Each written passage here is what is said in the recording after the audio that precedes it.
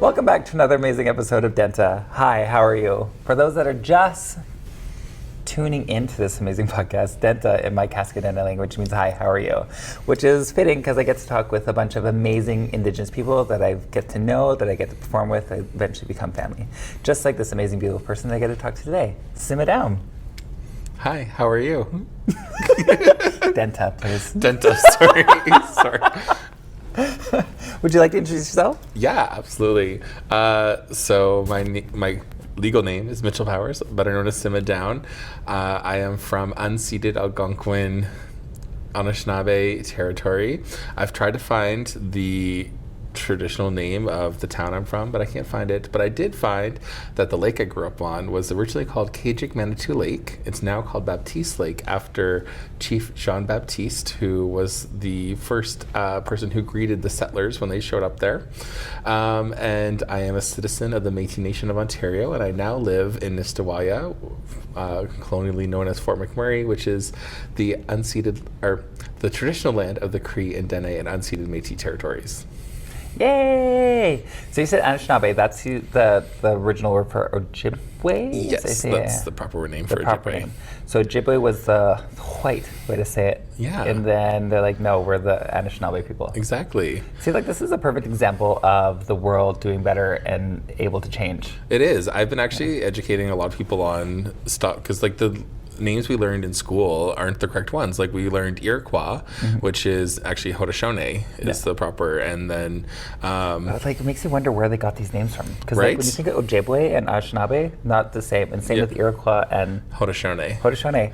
That's not the same. Yeah. Well, and same. So in Fort McMurray, there's a community north of us called Fort Chipewyan, and so the Chipewyan people is the colonial name for the Dene. Yeah.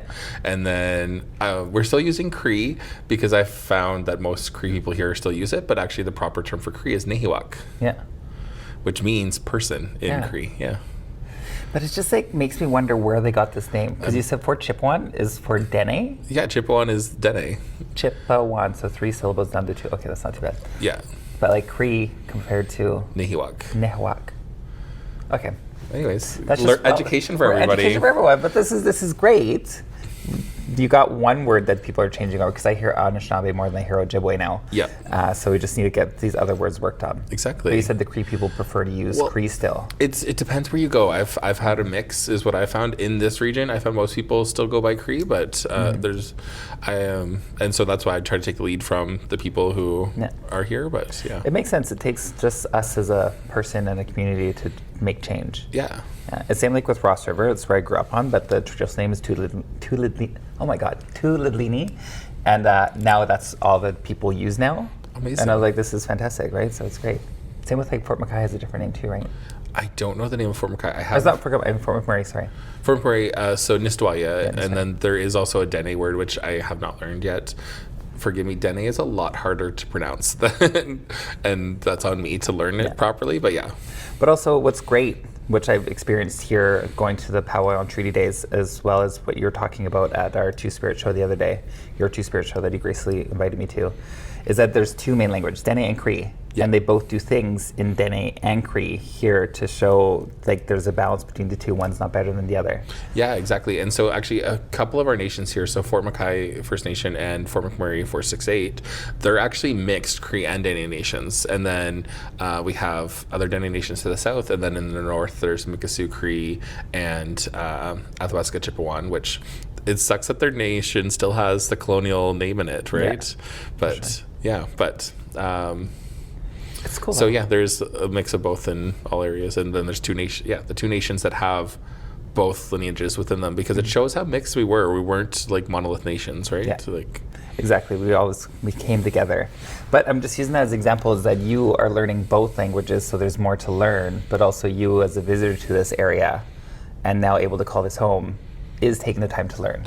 Yeah, and I've struggled with what should I be learning as far as language, because as a Métis person, mischief is our traditional Métis language, but that language itself is influence based on, traditionally in the West, it's based on Cree and French, but then in Ontario, where I'm from, it's Anishinaabe and French, and I'm like, but here in Fort McMurray, if Métis people our language holders, it's usually Cree or Dene, not Michif. And so I'm like, what? I don't have anyone here to teach you Michif.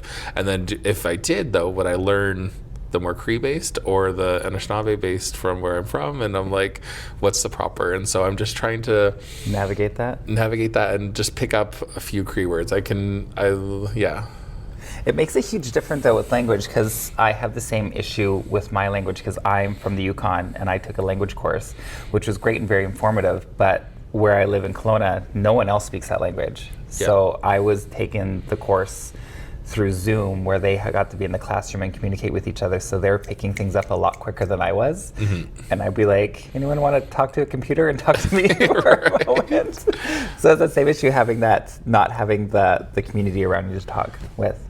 Is a huge difference between Anishinaabe and the Cree? It's very different. Michif. Yeah, very different. Yeah, there's a few words that overlap when they're more French heavy, but like Anishinaabe Moan, that's the language of the Anishinaabe, is very different. Like phonetically, Cree is I think one of the easier languages to learn. Yeah. Phonetically, the whole like. Not downplaying how hard it is to learn these languages, but whereas Anishinaabe Moan it's one of those harder ones where like letters have completely different sounds and similar. I find Dene is also like similar to. They have weird sounds. They have like a and a. Yeah. Because there's a lot of tongue rollings in some letters, but I feel like wherever you're living now, Cree would make more sense because you can talk to here. But then if you ever go back home, you're like, well.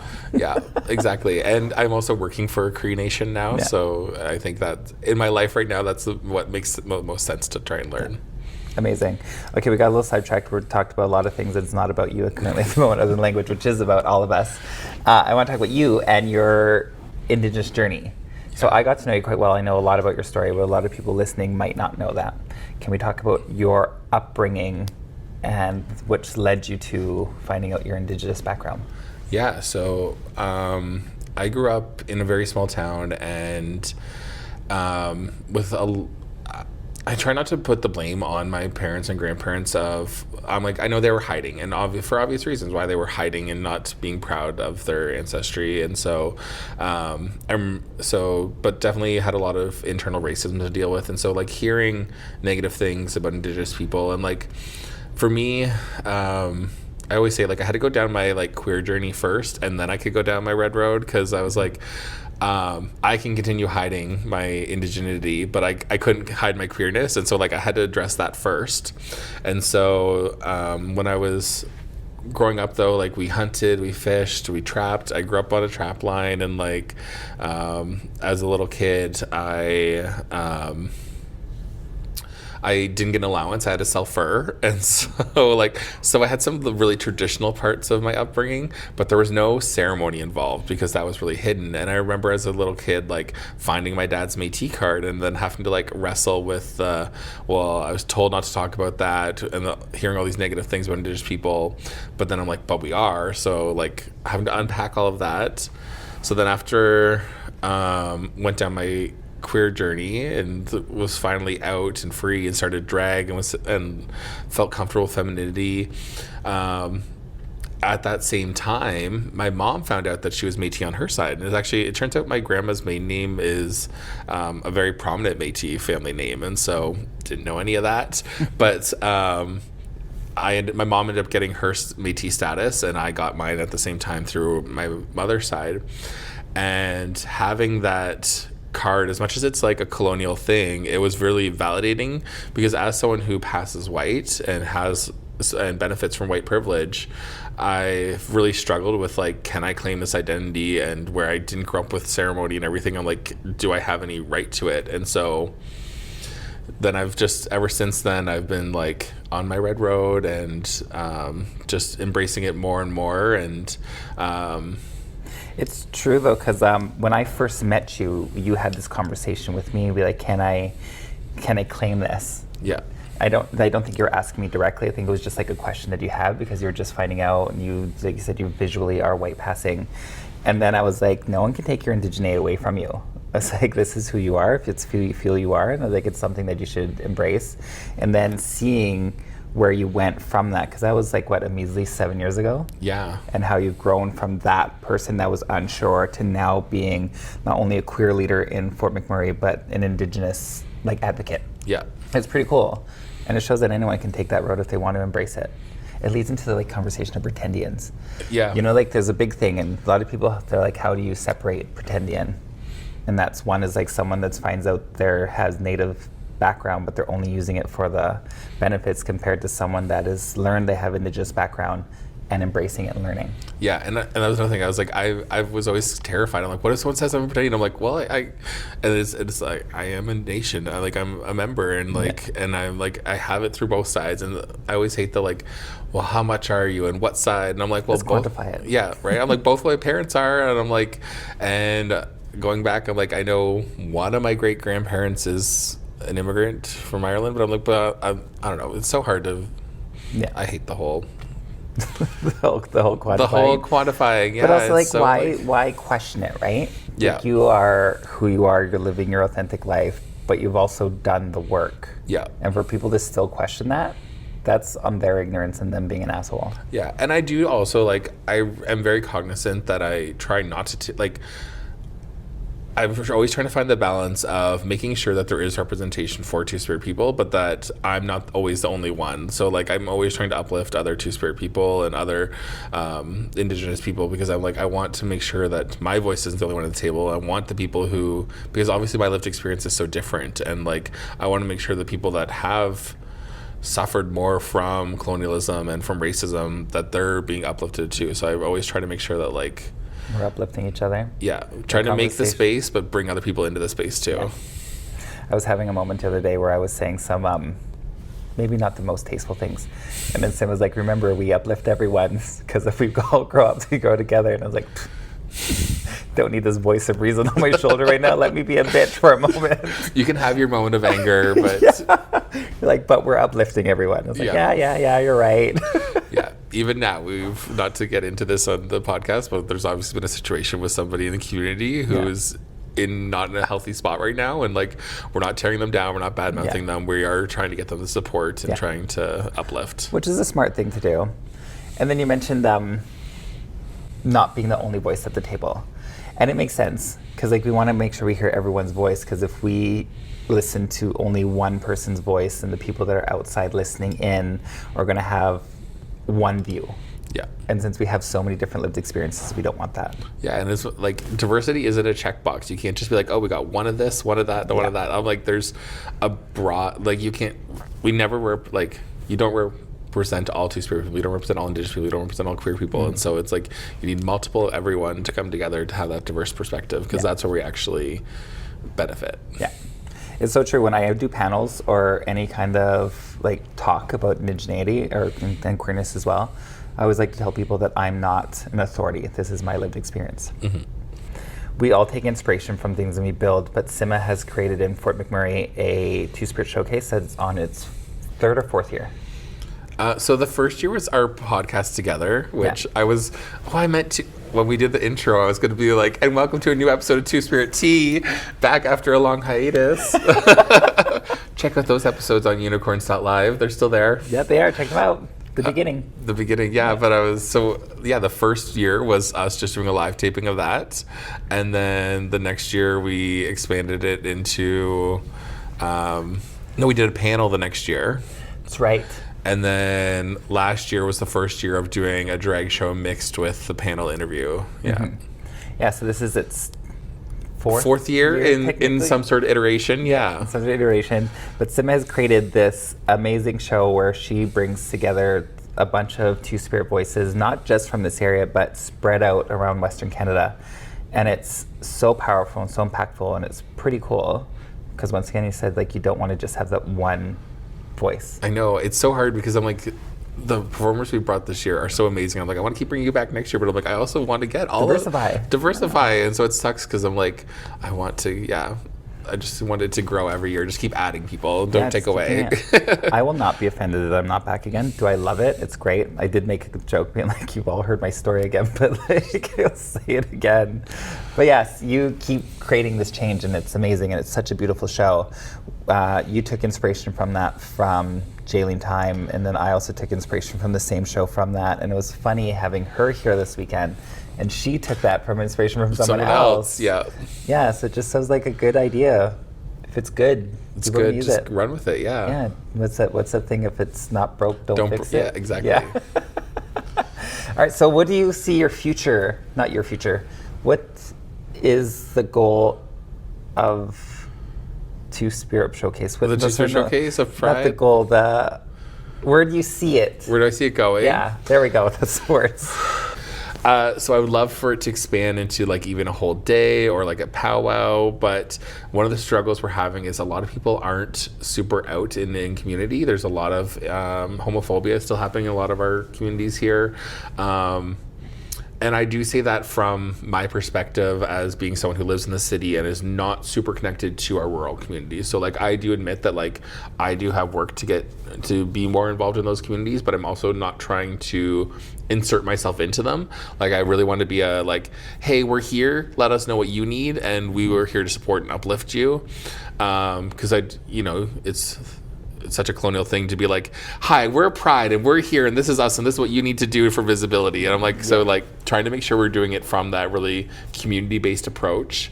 So just trying to find the right context within community to expand and just be like, we're here to support. If you want to be visible, like you have community, please come. And so there's definitely, we're starting to build that capacity with Pride. We do have a rural and Indigenous coordinator now, and that is her job, is to get out there and find our people and make sure they feel supported. And yeah, I would love to see it expand, but I also we still have a lot of work to do to battle that homophobia and make sure people have the support and space they need. Yeah.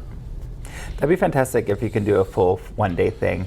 Or it'd be great if more Two-Spirit people were out and about, because if you can incorporate all the communities here and have a Two-Spirit powwow, that'd be so cool. Once again, that's a lot of coordination between the three nations. There's 3 nations, or 4? There is 5. 5 nations, okay. Yeah. I was just thinking about like here, Mackay, Fort Chip, but then again, there's Anzac. Yeah, so there's within the regional municipality, we have Athabasca Chippewa First Nation, Mikisew Cree First Nation, and Métis or Fort Chip Métis. So those are the 3 nations that are in Fort Chip. Then we have Fort Mackay First Nation, Fort McMurray 468, Chippewa Prairie. There's McMurray Métis, and there's Charred Lake Métis. So there's between the Métis and the First Nations, there's a lot. Yeah, there's a lot going on. Be a lot of like cooperation. It is a lot of cooperation, and so the First Nations are all joined together under the Athabasca Tribal Council, and that organization itself has been amazing to work with. Like they are, so they do a cultural fest every September. Last year we had a Two-Spirit Teepee, and we're gonna have that again this year. They do a lot of the cultural programming in the region, and so they've been very inclusive. They invite me to be in grand entry and to take place in ceremony, and they have been very open of like whatever gender role you're feeling is the one you can participate in ceremony with. And they've even like said that if elders aren't accepting of that, they won't be working with them anymore. And so they're doing amazing to lead the change, but it's also like every nation isn't a monolith, right? And so they all have their own issues, their own concerns, their own priorities, and so trying to navigate all of that is a challenge. Yeah, totally is. And then even though historically and people have found evidence of Two-Spirit people being in a lot of cultures, a lot of Indigenous cultures, there's still a lot of people that within Indigenous cultures, communities that don't support. Yeah, it's that ongoing ripple effect of, I think especially with residential schools, once you have religion forced onto a community, and I mean, we know that religion's been used to subjugate, oppress. Yeah, and queer people to has been used to, so that's perpetuated still. Yeah, it's insane. I think it's gross, but also this is just me being an a-hole now, but also speaking truth. I find it so wild when Indigenous people like wholeheartedly believe in the Bible.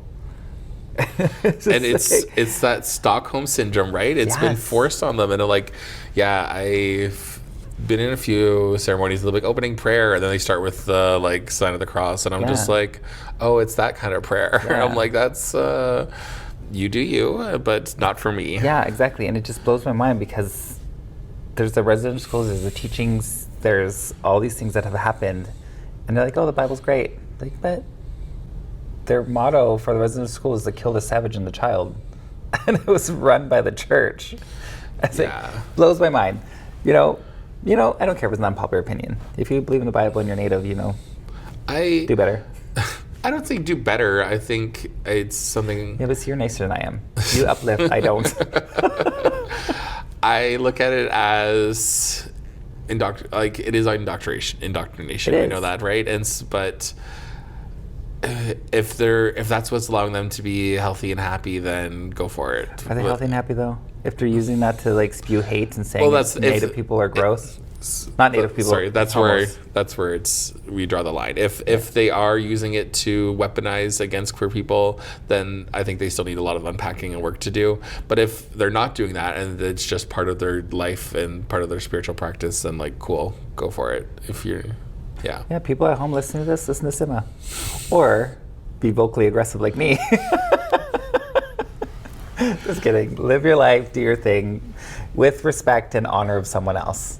I think that's the best way to be it. But if you weaponize your religion, you're done. Yeah, there's the door. That's going to be my motto now. I should make a fan with that. Dustin, fuck religion. Fuck Jesus. That offends you. There's the door.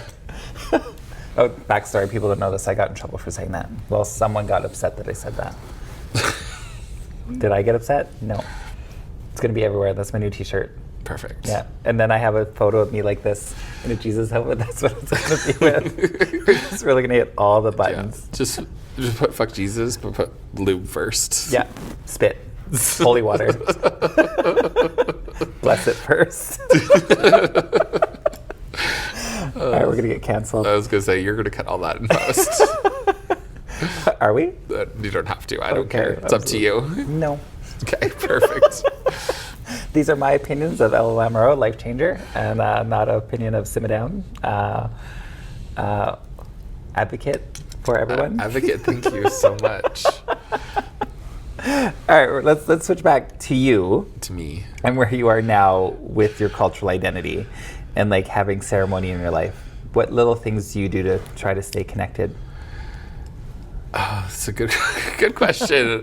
Little things. So like just trying to incorporate more medicine into my life. I've never been a big drinker, and so I'm not sober, but like I go long stretches of time as sober, and so which I think is great for your mind and body anyways, right? And but really.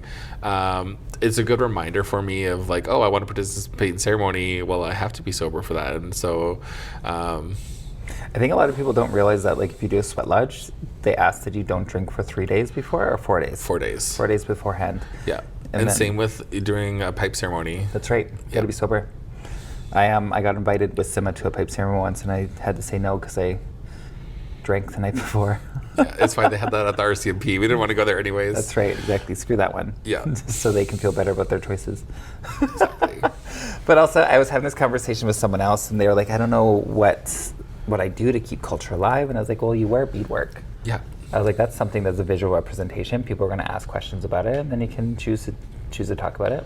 Yeah, and I've recently joined, we have a grassroots task force for MMEIP, which is Missing, Murdered, and Exploited Indigenous People, which, I mean, a lot of people probably know it as MMIWG, but we're doing it, MMEIP is to be more inclusive of, it includes our men, includes our Two-Spirit, and so yeah, recently joined that task force to try and help address that genocide, and so like, I don't know, I do so much activism, and that's what really fuels my tank, and so like that's a really important thing I'm doing.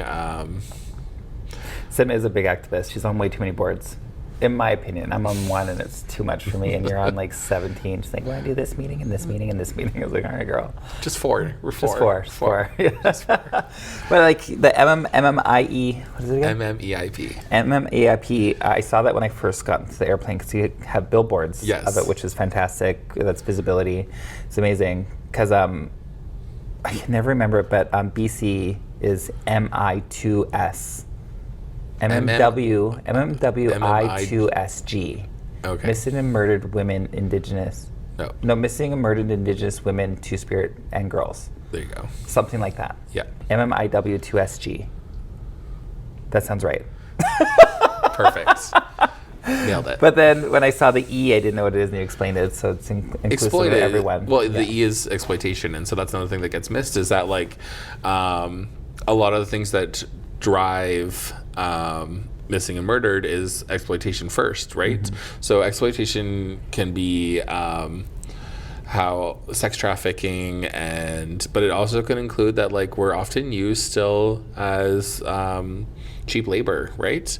And so when you don't have economic prosperity, you get behind, and that's when you get desperate, and that puts you at higher risk, which leads to the missing and murdered.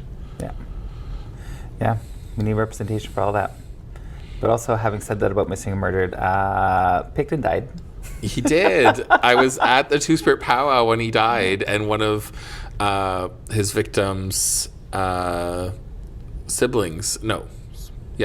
relative was there, and she was so excited. She was like, he's gone. The CBC is going to be calling me for an interview, and I'm like, I love it. You're like, enjoy it, celebrate. Yeah. It's great. Good riddance. Yeah, good riddance.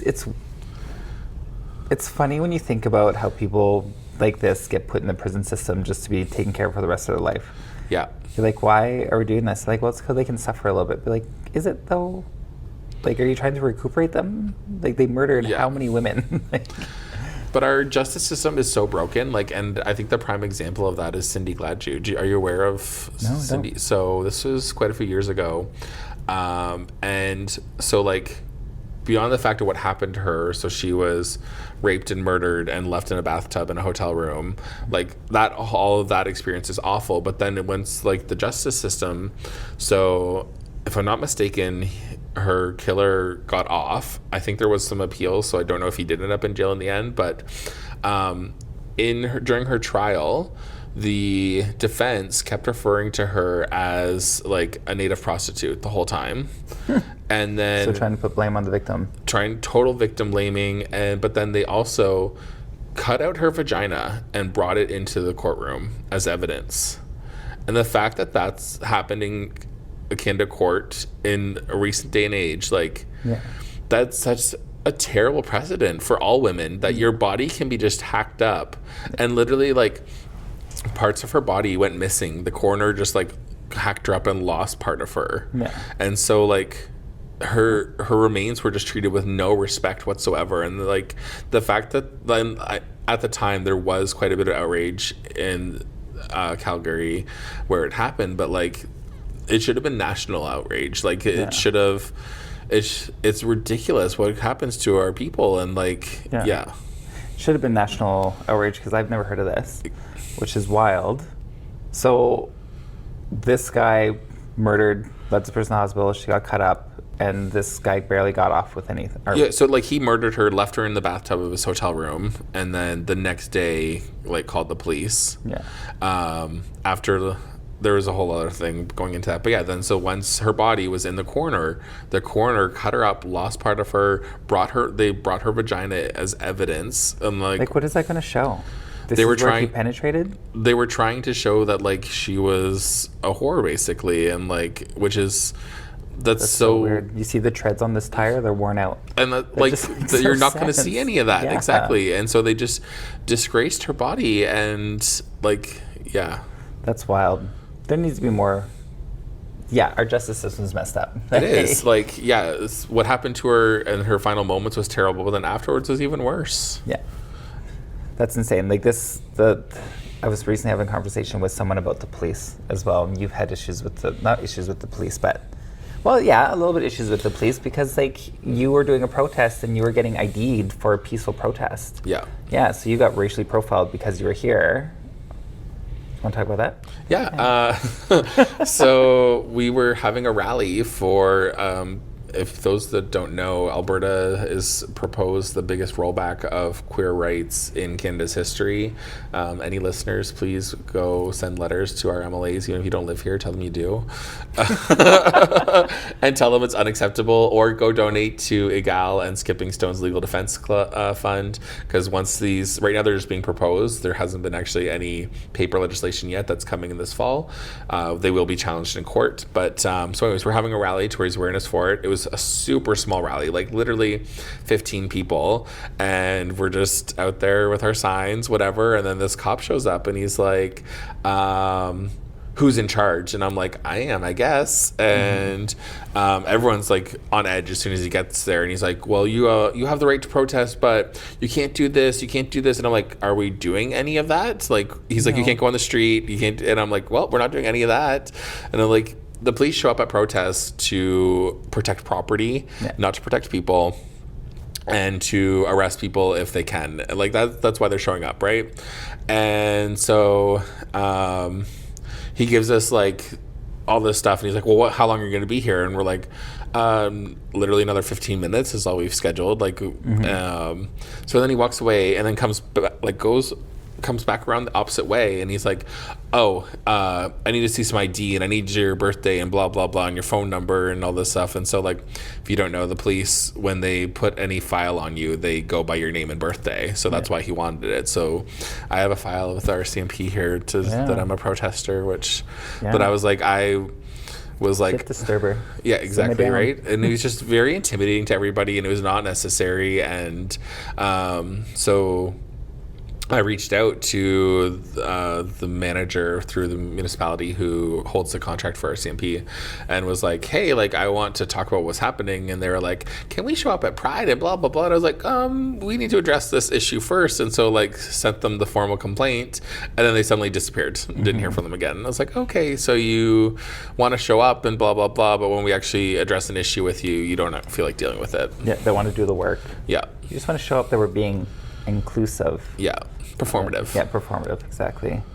That makes sense to me. We just have so much flaws in our judicial system, our police system, everything going on. Yeah. Yeah, performative. Let's talk about performative activism. Love performative activism. Let's talk about land acknowledgements and performative. Oh, I talked about that earlier, but I want your opinion on it too, because I think a lot of land acknowledgements are performative. Well, so for quite a while, I was very much of the stop asking Indigenous people to do land acknowledgements, and I'm like, definitely don't ask people from that traditional area to do it. I'm like, ideally, it should be a settler, a colonizer, a white person who does it, not an Indigenous person. But I was humbled recently. Any visitor. Yeah. And so I was humbled recently, where someone was like, another Indigenous person was like, oh, I am a visitor here, so it's important for me to acknowledged. And I was like, okay, yeah, I agree, like, I should do more. But then I also have taken it on myself now that, like, if I'm going to be asked to do one, I'm going to make sure that I do it as a teaching opportunity. And so I've really been trying to take that space now of, like, for the times I have been doing it, it's like, here's how you do a good one. It is not a script that stays the same every time. Like, actually, not just realize that part of the land acknowledgement is, so, especially here where we're in a treaty area, treaty was not about Indigenous people relinquishing their land. It was a promise to share the land and to protect it and to share the resources. And so, in your land acknowledgement, talk about what you're doing to uphold your side of treaty, to help protect the land, so you're like, yes, acknowledge who's been here in his traditional name, but also say, like, here's actions that we are doing and how that is a decolonizing space. And so I've, like, in our Pride meetings now, I'm like, here's the list of who's doing the land acknowledgement, here's how you do a good one, and make sure it's different every time. I'm like, I don't want to hear the same land acknowledgement twice ever again. Because it's scripted. Yeah, if it's scripted, it's performative. It should be a changing acknowledgement of what's currently happening. And so, like, when I'm doing mine, I try to make sure that I'm talking about what current issues are happening in our region. So, like, up until a few weeks ago, we were dealing with a devastating drought, and luckily we've gotten a lot of rain, but, like, it was so bad that in Fort Chip, which is most people get around by boat to get to their traditional lands. The water was so low that they couldn't, and you couldn't get barge. And Fort Chip is an ice road in the winter, but like in the summer, it's either by boat or by flying. And so the water was so low they couldn't get barge, which means they can't get supplies. And so like completely devastating for the people who live there. And yeah, so I was talking about that a lot for a while, and like how on top of the drought that we're experiencing, they're also like, it's made worse by the fact that one of the main rivers that feeds the lake is from BC, and they have their hydro dams. And so they're restricting the water flow. And then coming from the other river that comes through Fort Mac is industry. They just suck out all the water for their oil. And so like, as much as we can't do a lot about climate change in the short term, we do need to be doing stuff about climate change. We should be holding industry responsible for their making the problem worse. And so that's one of the things I've been advocating for a lot recently. It's good. People can take note about how to do a land acknowledgement. I do agree there needs to be an action, always an action involved with it. I also firmly believe that a white person should say it, but I also feel like a visitor should too. Like, I also think that don't have to have the person from that place, but also you're more conscientious than I am. Yeah. Yeah. No word of a lie. Well, to ask someone from this land, I'm like, if it was my land and it was us to a land acknowledge, we're like, welcome to my land. You can share in the resources. Yeah, exactly. Be kind. Leave it as you came. Yeah. Every time I'm at a music festival, I like their land acknowledgement, being like, we're visitors on this land. We're here doing our thing. You need to leave this place how you came. Yeah. It's like you need to bring out everything that you came from, like honor this place, honor this land. And I was like, that was such a great little snippet to them. Do they? Sometimes they don't. No. This probably wasn't funny. I always get accused of bi-erasure, and that's because I would see a straight presenting couple and I'd be like, hey, look at those straights, and they're like, we're bi. And I got that all the time, so now I just say like, together. And then I bought jewelry that was pride colors, and I brought a dress that was pride colors, and I was like, look, it's performative activism. Bi colors, not pride colors. Bi colors, bi colors, the colors of bi. Yeah. And that was my performance. So, your reparations to the exactly. bi community. Be like, I'm showing that I'm representing you in a performative way. Is she actually remembering next time? Probably not. No. But it's hard though, and like I understand people can be bi, but then they. Yeah. I also love asking gays and women and non-binary people when they tell me that they're bi, and I'm like, okay, are you the bi that just wants to fuck the same gender, or would you date them? And the majority of them just says like, oh, I just want to have sex with them. And I was like, all right. I was like, maybe you should unpack that. Right? Well, there is a difference between sexual attraction and romantic attraction, exactly. But a lot of people are so obtuse they don't understand those are different. Enjoy it, but also don't like downplay it. Yeah. You know what I mean? Because like there's that Kinsey scale, if you want to put it in like terms of sexuality, Kinsey scale, because there's people that are very, very gay and very, very straight, but there's a very small amount of them. I think I am the very gay. But I don't remember if that's a 1 or a 6. I don't remember. Yeah, I'm on one of the ends. And then there's people that like are in the middle and they enjoy everything. But then society is so messed up that they don't want to talk about it or embrace it. Yeah. And then you go into indigenous cultures and they embrace it all. Well, some. Yeah. Yeah. Let's talk about your queerness. Just kidding. I slept with a woman once. First time. Yeah. How was that? Awful. Just not for you, right? Not for me. Not terrible, just not for you. Not for me. Yeah, we're not going to yuck someone's yum.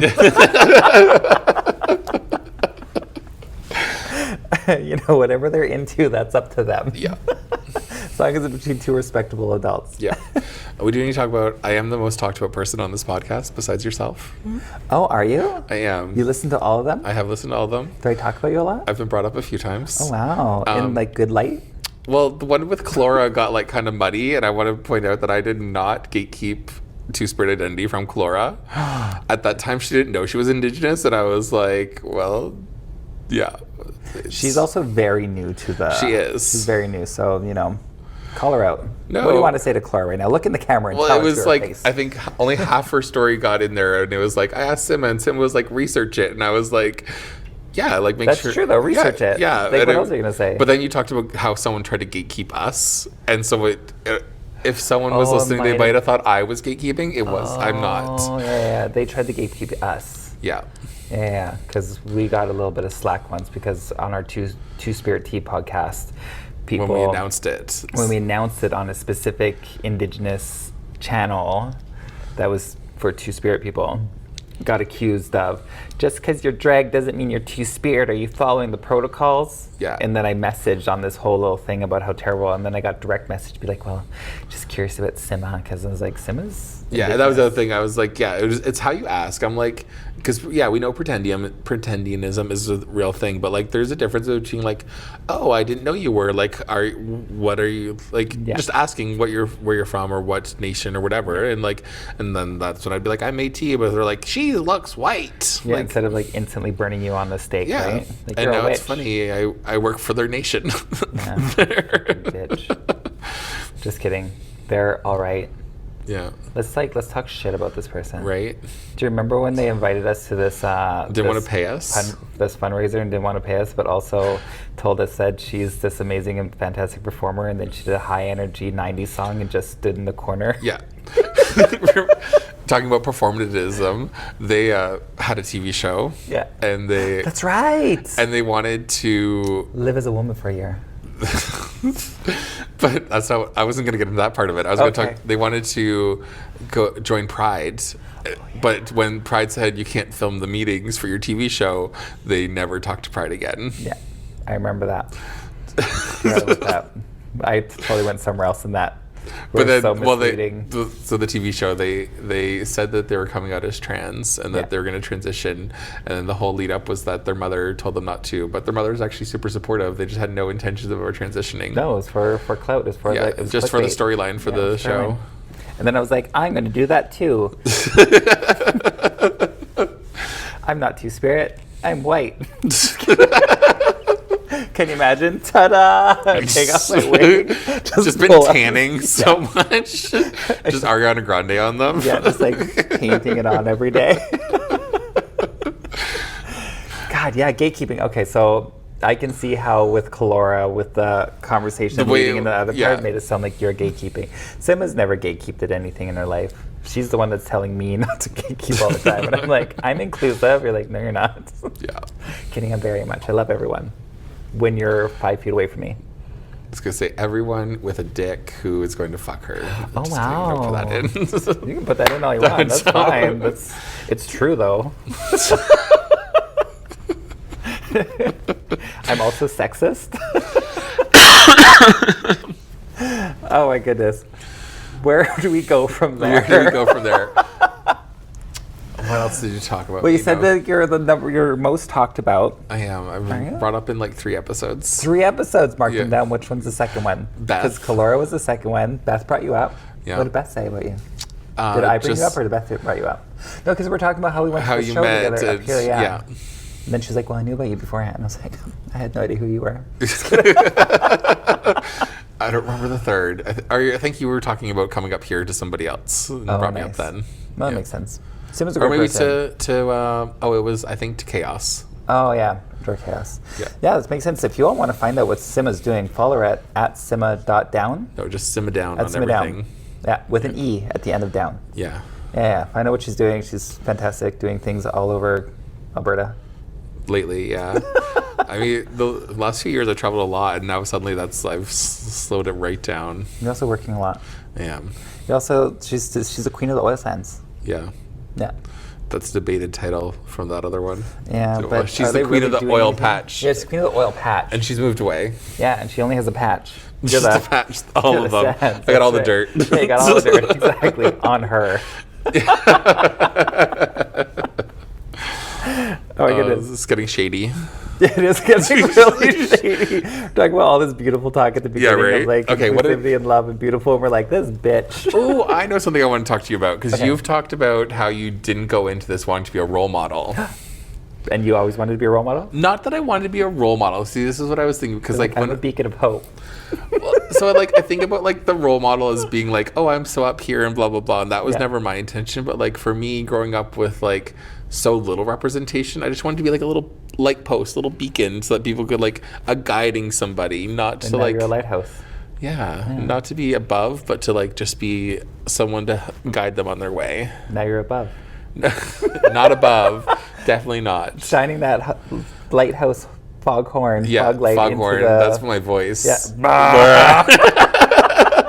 It's just like, come this way, gay. Yeah. Come out of the clouds, come out of the fog. But that's good though. So like you always knew that you wanted to be a light for other queer people. Yeah. Good for you. And now you're more than that. Thank you. Yeah, like you do help a lot of people. I'm sure you get a lot of messages of people saying that you've helped them. Definitely, yeah. And it's gratifying. It is. Yeah. And some of them have been like so impactful, especially when like, I mean, there's always times in an organization where you're like, why am I doing all this? Why am I putting all this work in? And then you get that little and it's funny. There's been actually a few times where I'm like, I'm ready to leave Fort Mac. I'm ready to move away. And there's a few times where I've been seriously looking into like jobs in other places. And every time I do that, I get this message from a parent. Oh, my kid saw this and you saved them and blah, blah, blah. And I'm just like, it feels weird to say, oh, you saved them. But like at the same time, it's true. It's real. And it's like, yeah. You're that representation you wish you had when you were younger. Definitely. Because can you imagine if you had you at that young age, the confidence that you'd probably have now, or if you would have reached this level sooner? Well, I often talk about, so like I do have a gay older cousin, but from my earliest child memory, he'd already moved away and like he barely came home, and like for the longest time I remember meeting his partner once when I was really young, and it was when they were fairly new dating, and then didn't see him again for like a decade or more. And then now he comes around all the time, which is wonderful. But like, so growing up, I didn't really have that gay representation. I remember one of the only gay people I knew about in my hometown, he had been gang beat, and like to the point where he had permanent brain damage. And so like as a little kid, I was like, if I'm out and gay, that's what's happening to me. And so like, yeah, it was really hard to come out in that kind of community. Yeah, for sure. If that's the representation you have, you're like, I don't want to have that happen. Yeah. And you're very close with your family. Well, fairly. Like you travel quite a bit to go home. And I live in the same province as my parents, and I haven't seen them in years. And you travel across the country multiple times a year. So family is important to you. It is, yeah. Especially like, I don't know if I've told you, like so my little sister has just moved back home to left an abusive relationship, and so, but like my niece, she's, all of my nephews and nieces are really important to me, and like, but where I was going with this is my niece, she's, as much as I pass white, she does not. So so my niece is obviously Métis through her mom, and then through her dad, she's Chilean and Cree. Oh wow! And so is she dark? Yeah. And so, a lot of the stuff I'm doing is like, I want to make sure that she still has community and culture, but like, I want to make a better world for her, and like, I want to make sure that all this stuff that's happening, like, she doesn't have to experience it. And so like, but it's kind of crazy. Between my sisters and I, we have experienced like every one of those little stats that say that, oh, Indigenous or queer people are more likely to face that. I'm like, sexual assault, addiction, homelessness, mental health issues. Between the three of us, we have experienced all of them. And so I'm like, I want to make sure that for the next generation, they don't have it the way we did. Yeah. Trying to create like a better path for them, right? Yeah. Trying to build that red road that they can freely walk on instead of walking it for healing and recovery. Yeah. Yeah. That's amazing. That's a good goal. I have no one in my life. Just me. Just you? Yeah. I only care about myself on this road. Not to subtract from you, that's what you just said. That's fantastic. No. Yeah. That's so good. So how many nieces and nephews do you have now? So I have... I met 2 boys. 3 nephews and a niece. And she has 3? She has 3 now. And a niece? And that's right, because when I saw her, she had a little baby. Yeah. That's right, yeah. And then my stepsisters, I have another stepniece, and my other stepsister is about to have twins.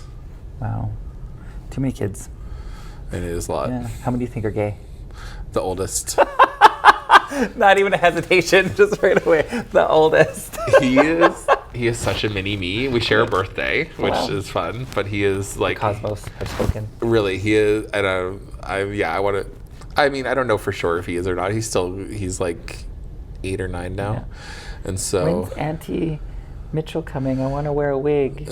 He's not there yet, but like his younger brothers are like very rambunctious, the typical boys, and he's like a very soft, quiet, sensitive kid, and that's what I was like too. So I'm like, I see a lot of myself, so I'm like, I keep my eyes out. I don't want to put anything on him, but I'm like, if any of them are, it's probably him. No, none of that.